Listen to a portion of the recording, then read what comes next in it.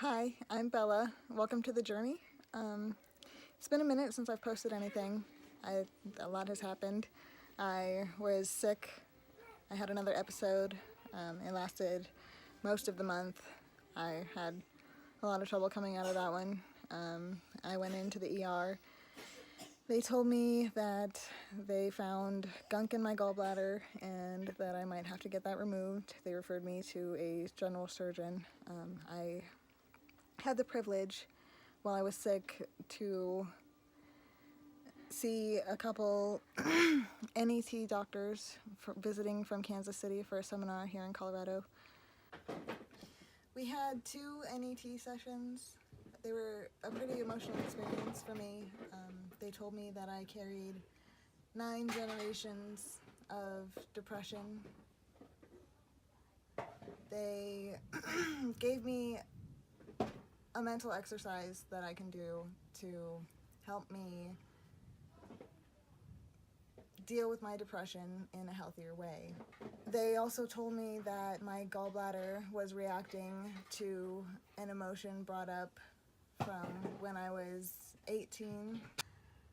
They told me that the best way to work on changing my mindset from being stuck in fight or flight mode constantly was to use brain exercises to help me think more positively in the long run. So every day, twice a day, I think of a memory, whether that be during something that happened during that day or something that had happened in the past that makes me happy. And I think about that memory for 15 to 20 minutes, and I add more detail to it the longer I think about it. So you would add more color, or how something smelled or tasted, or how you felt during the memory and how happy you were. So essentially, like in Harry Potter, when they're doing a Patronus charm, you think of something that makes you completely happy and remember how it felt. And the goal is to essentially practice being happy, because in this day and age, so many people are just accepting of their feelings, and there's nothing wrong with being sad, but especially in my case, when you linger too long in it and you don't work on ways to make it better, it could end up fatal. That was my NET experience, and that is my advice for you guys, is to practice being happy and work on it, and each day you'll find that it gets easier to use what you've been practicing in your day-to-day life, and to realize that there are small things in everything that you can find happiness in, no matter how depressed or sad you are. So that was me being sick. Other than that, I broke my phone and I had to get a new one.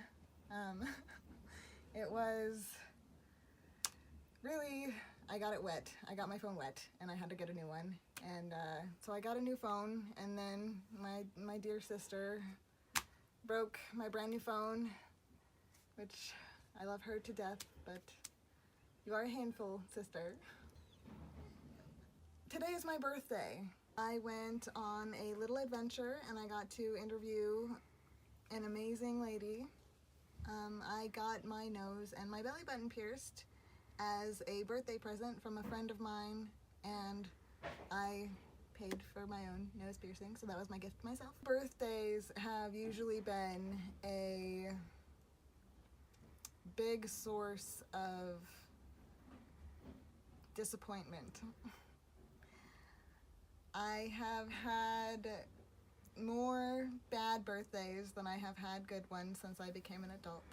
But this year, I decided that no matter what happens, it's going to be a good year.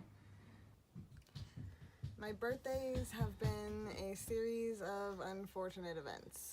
There was the year somebody wound up in the hospital. There was last year when I almost wound up in the hospital due to unknown health reasons. My heart was racing at 180 while I was laying down. That was a nice experience.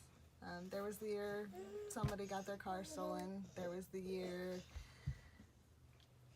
let's just say it's been a long list of bad years. Yeah. But this year is different. This year I have chosen to not do a whole lot at all. I got my nose and my belly button pierced, and I got to talk to this wonderful lady. I took my kids to meet Moana this morning, which was wonderful. We got some Italian ice with a friend of ours. And tonight we're probably just gonna go grab some ice cream and nothing too fancy. It's gonna be a great birthday. It's already been a great birthday.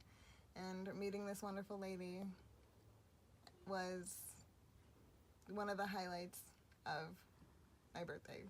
So here was the interview I did. I apologize for not posting in so long. Thank you for watching. Please like and subscribe. So we're here with Marcea Flowers, who just pierced my nose and my belly button for me. She did an amazing job. It was very clean, very sterile. I have a few questions for you. So my first question is, do you feel like body modifications, including piercings and tattoos and hair dye and that kind of thing, are beneficial to people who suffer from depression or thoughts of suicide? Absolutely. Absolutely. I feel that people come in here, a lot of them are in a lot of pain. I think a lot of people that carry a lot of pain come in when they get a piercing. It's something, a little sparkly to add a little happiness to their life, whether it's a tattoo, piercing, or doing their hair, doing bright colors.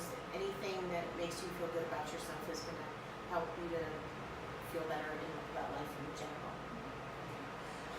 What kind of people have you come here? Have you seen a lot of people who, I myself recently got a tattoo over self-harm scars that I did myself, and my quote over my scars is, the past is real. Have you seen people come in with different scars or things like that, asking for body piercings and whatnot, and can you share a story that you have? Absolutely. Well, I have pierced several people who have self-harm scars. Other friends who tattoo, I know that they have. I had one client in particular who I became really close with. I pierced her several times, and she had a lot of self-harm scars, and she was trying to take ownership of herself and take that back, and she wanted to get a scarification done or do something different with those scars. And she came in, I had my friend Xanthi come in, and we had some ritualistic music playing. We used aromatherapy. Xanthi is a healer at Manitou Wellness Center and does Reiki.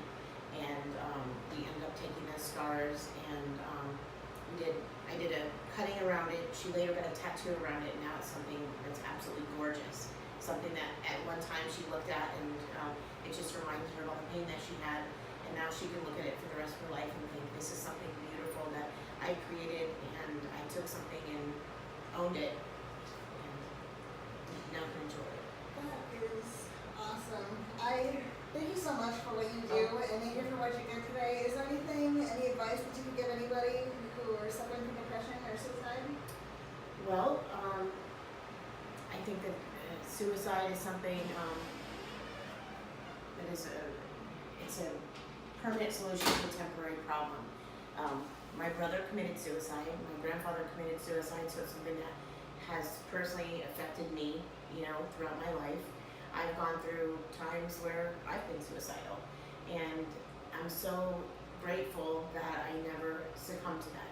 You know, I'm so grateful that I'm still able to see my parents and my children, whom I have now, and I wish that my brother would have done the same, and I hope that I can help other friends and other people I meet along the way find the way and see the light and grow from it. Well, you definitely helped me today in my journey. So thank you so much for spending time with me and letting me interview you. Absolutely.